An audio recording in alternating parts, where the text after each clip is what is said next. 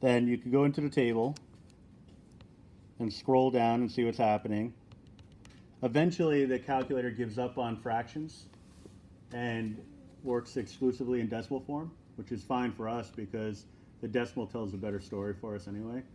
At which point you can see that as we get for extreme values of x, or as it relates to the problem n, that the ace of n values are getting out of hand. They're getting close, very, very close to zero.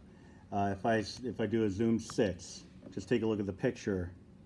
You know, it's kind of a crapshoot because sometimes the calculator struggles with this sort of thing.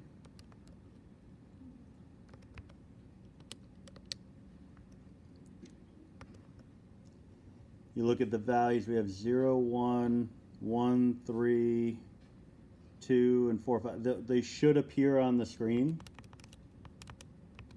but in my zoom 6, it's not giving me anything, all right? And that has to do with the nature of the factorial, all right? It's not, I mean, if you really think about it, every time you expand that factorial, if it's n times n minus 1 factorial, every one of those factors is creating a 0 in the denominator of a fraction. So what we have are really infinitely many discontinuities that would exist.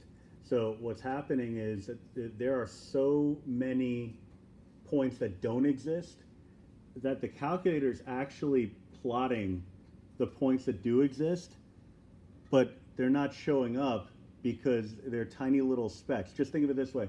If you graphed a function that had a hole in it, you never see the hole, right?